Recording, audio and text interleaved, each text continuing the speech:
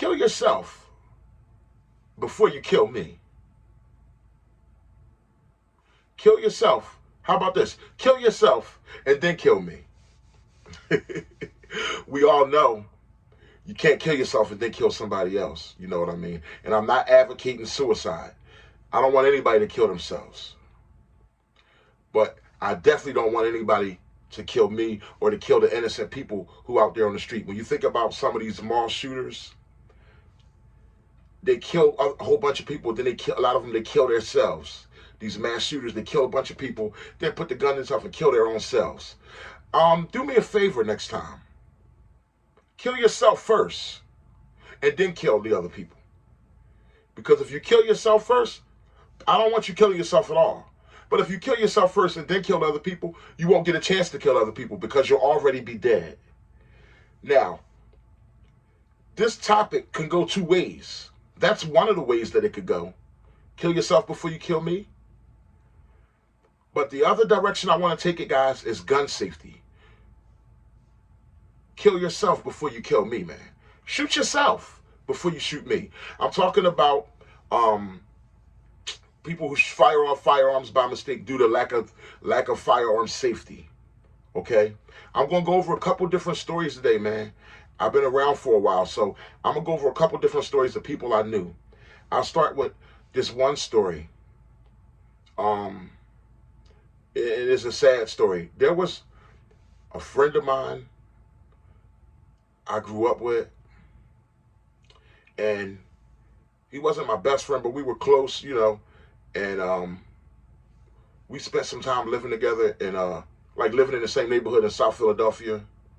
Then we ended up bumping again across each other later on in Southwest Philadelphia, where I'm originally from. And at that time, I was doing my thing, he was doing his thing, but we still were about on the same block. He was at the top of the block. I was living at the bottom of the middle toward the bottom of the block. And we were still in the same area, and, you know, when we crossed paths, it was always love when we seen each other. But he had developed a new friend, met a new friend. This new friend was like, it was his real right-hand man, was like a brother to him. I mean, everything about him were like, you ever seen two guys that like, two friends that everything about them is like, remember the dread, I mean, these guys were in the dreadlocks back then before it was popular. Remember the Das Effect look? You could give them more of that Das Effects look. Like, they smoked a lot of weed, just the Das Effects grimy look with the dreads, with their dress, their way of dress, everything was just real rugged. They were like twins, except for his friend was a little darker. They were the same height, short guys, dreads, you know what I mean? Guys, good guy, didn't bother nobody. Stayed to themselves, smoking their weed, you know, out in front of the door, playing their music and stuff like that, man. Well, long story short, I'll never forget, man. And my heart still goes out to him. He's my friend to this day. I'll never forget when his right-hand man, the darker one, his right-hand man, the dreads, that was like his brother, man. They were always together, man. I think they were in a room together, man, and he had him, I think he pointed the shotgun at him, or something like that. He didn't know that the shotgun wasn't loaded. But here's the thing, back in those days, nobody really were educated on gun safety. Here in the YouTube era, you could be educated on gun safety, but he shouldn't have been pointing the firearm at his friend at all. I believe he accidentally blew his friend's chest out with a 12-gauge shotgun. Blew his friend's chest out with a shotgun.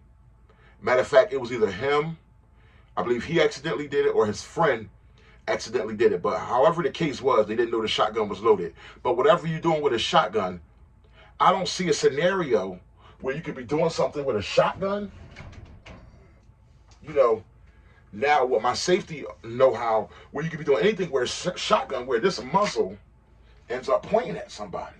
This muzzle, there's nothing you could do with this shotgun. With this muzzle here, should never point at anybody. Could you imagine your best friend, somebody like a brother to you, man? Could you imagine? And my heart goes out to him because I can imagine the trauma that it has taken him through, man. I can just imagine the trauma. And I remember how hurt he was, man. It was just like the whole neighborhood was hurt. Blew his friend's chest out. I said, oh my God. It was nothing he could do. You know, it was no scene. I remember the ambulance, the ambulance rushing, cops rushing to his house. They were in his room, I believe. And accidentally, his friend died that day, blew his chest out. You know what I mean? So basically what I'm trying to say is we cannot afford to be careless with these firearms. I don't want anybody shooting themselves, but I'd rather you shoot yourself before you shoot me, because I am careful with my firearms. Okay? There's another friend I know, long time, friend I know. He, in the back in the, when revolvers were real big, back in the, this gun is clear. Back in the late 80s to early 90s, he's playing around, mind you, man, we all kids. I'm talking about, we're all kids. This is how it is growing up in the hood, access. People still had firearm access and stuff like that. Illegal firearms, but there was firearm access. And a friend of mine, back in, I'm using this 1911 because I don't have a revolver in here with me. He's sitting there playing with the hammer. That's why you might even see with this 1911 at ranges, you don't really see me play with hammers a lot. I'm still a little bit very cautious when it comes to playing with hammer firearms. But he's sitting there playing with the hammer or the revolver, cocking the revolver back. But he's not just cocking the revolver back with it pointed in a safer direction. Loaded revolver. People get high and do wild stuff when they're young. He's cocking it back and putting the revolver in his mouth. He's cocking the hammer back, guys. Playing around on the porch. Cocking the hammer back. Sticking the revolver with it cocked back. Right in his mouth, playing like, yo, just to freak everybody out. Yo, don't do it. To freak everybody else out. Well, long story short, guys, his thumb slipped off the hammer. And with a revolver, your thumb slips off the hammer goes back and strikes the round. Boom! Blew his face, okay? Blew through his face. And the thing about it, he's so lucky, he's still alive. He gained a nickname. He speaks with a lisp to this day. It blew out like his top. You see on one side of his mouth, you see a lot of gum. It blew out. Thank God it didn't blow his brains out, guys. Somehow the firearm, I think it was a 38, or I think it was a 38 or a 357, I think it was a 38. It blew out his top side grip teeth, and somehow the bullet lodged in his neck, like in a weird way. And for years, I remember when the bullet, it just was a lump there, and it slowly grew, and it finally came out. The doctors didn't want to touch it because of where it was. It was like where his jugular was. If they would have messed with that, it would have ruptured. It was like an inch from his jugular. He was an inch from death. And he said he just stayed real still and stayed calm. And they had to rush him to the hospital that night. He just sat there. He couldn't believe it. He said he just told himself to stay calm. Other people was freaking out. He just stayed calm. But he knew he just blew through his face with a damn revolver. Could have blew his brains out. He talks with a lisp to this day. And the hood, they gave him a nickname. Well, I don't know if the nickname is due to the lisp, but it's fitting. Okay? It's a reptile nickname. I don't go into too many names, on this, because all these stories that I give you are real, and I know the people to this day.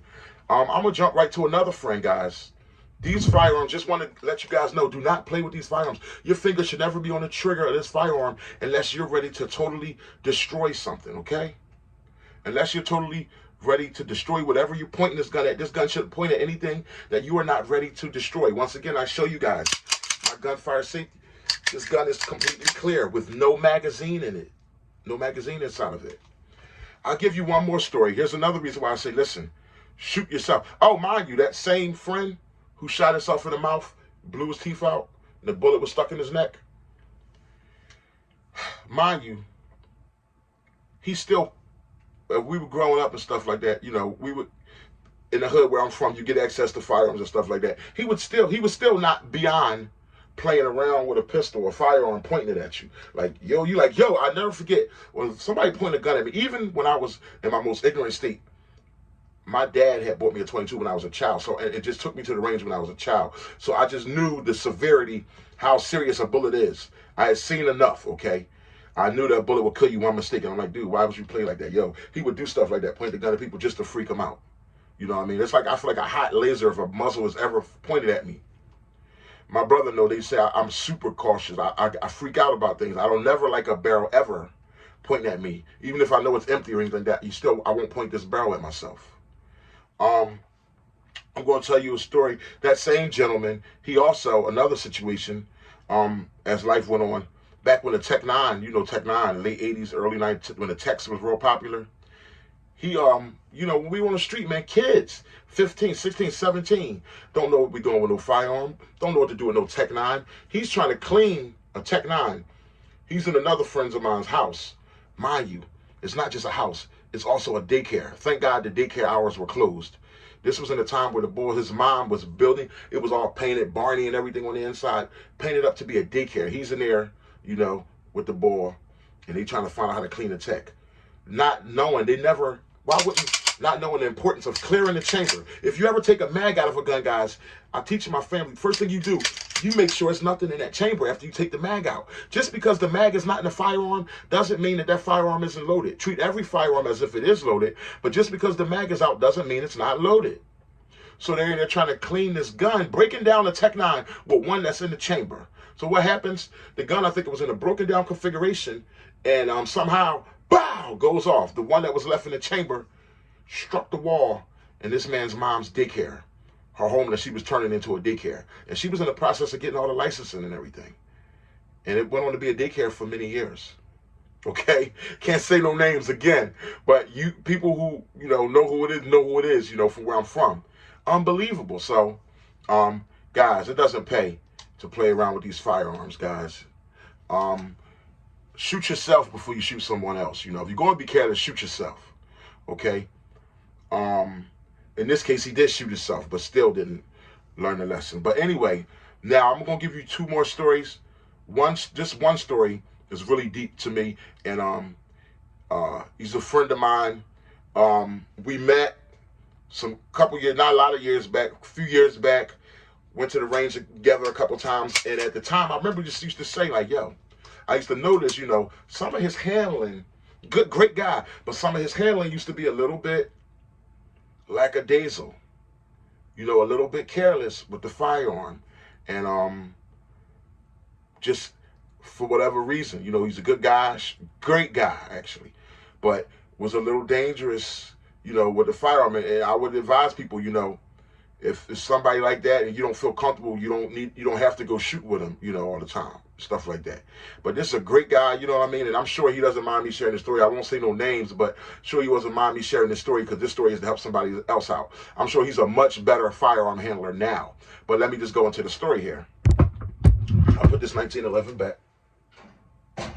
Beautiful gun at that, right? But let me go into the story. He had a Glock already. I believe it was a Glock 23. He needed a new barrel for it. I think he was a conversion barrel. I think he was buying a conversion barrel for one of those conversion barrels for his Glock, for his 40 caliber Glock 23. This is a Glock 22. Same firearm, this is just a little bit longer. But the Glock 23, you all know what the Glock 23 is. It's the same gun here. It's just a little bit shorter. And he put the brand new barrel came in the mail. He's putting a brand new barrel in the gun. But mind you guys, this gun is also clear. Safety first, second, and third. Magazine empty, okay? Totally clear, okay? Totally clear. So he had the new barrel in his gun, new barrel. But for whatever reason, he was saying the barrel was being tough to, once he put the barrel in, I think it was tough for him to get the slide to close. I think the slide was staying back a little bit, and he was like wrestling to get the slide to close or something like that. But mind you, while he's wrestling, I don't know what went on in his mind. I'm sure he probably took the mag out, but he never cleared the chamber. So he's wrestling with the gun, and I think he ended up with it pointing at his stomach. And he's wrestling with the gun. I can't even point it at myself to play around, guys. Wrestling with the gun, trying to see what the problem is. And I guess while he's trying to take the slide off, the slide was stuck. And while he's trying to take the slide off, his finger got caught in the trigger groove, and bow! The firearm went off. Shot himself in the leg, went straight through his leg. He had on basketball shorts. He said he was playing a video game went straight through his leg. He couldn't believe it. His wife comes out. She's in total shock. Sorry, guys, for lowering. That's my boy. Just let me know he's home. Love you, son. We be ready in a second. Mind you, his wife comes out. She's in shock. What the hell was that? She jumps up. His son in another room. Thank God that bullet didn't travel and hit one of them. I never forget just being so grateful. I was so upset when I heard that he shot himself. And I never forget being so grateful that that bullet didn't hit one of his loved ones because of the guilt that would have been upon him and the pain he would have went through. But mind you, he already went through enough pain. That bullet went straight through his leg. He's fine to this day. Thank God it didn't hit an artery. But he's a good guy and a friend of mine to this day. And, you know, I love him dearly, but he learned a dear lesson, you know. And trust me, I'm sure he's a much better fire handler now. He learned a dear lesson. You never, like I said, even if the gun is empty, because in that case he thought the gun was empty, you never point a firearm, even when it's empty. Never point that barrel towards yourself. You know what I mean? If you can avoid it, I mean, I would say avoid it at all costs.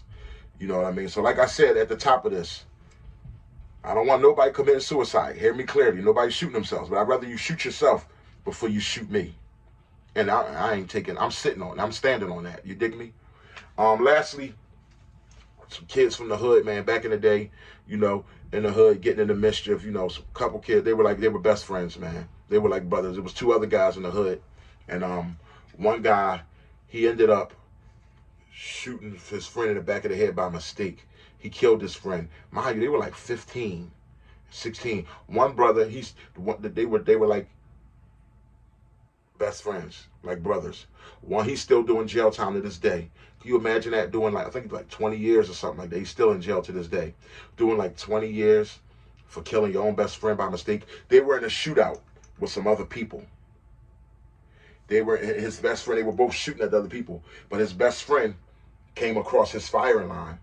And you know, when you're young in the hood, that's the dangerous part about being in the hood. That's why I moved my family out of the hood. It's so dangerous for our young people. Not only black people, but just anybody that's just living in the hood that's impoverished. Single parent homes and stuff like that. Guys, his friend crossed his firing line. They're shooting at the enemy, but his friend crossed his firing line. They don't have no tactical training or know about, you know, be careful with that gun, swinging that gun around, or if somebody comes around you, you know how to shoot together without killing each other. And his friend, 15, 16 years old, tops, crossed his firing line while he was shooting at the other friends. Just crossed his firing line because they both got guns shooting at the other guys, but he crossed right across them. Pow! And he shot his friend, I think, in the back and in the head, one or the other. But his friend, they're both good friends of mine. And his little friend, they were young boys, man, in the hood. Like 15, 16 years old. And he's dead. You know, one friend dead, the other friend still in jail now for that mistake of killing his own best friend. Guys, like I said, this is a tough topic, but it's a real topic. Shoot yourself before you shoot me. You know what I mean?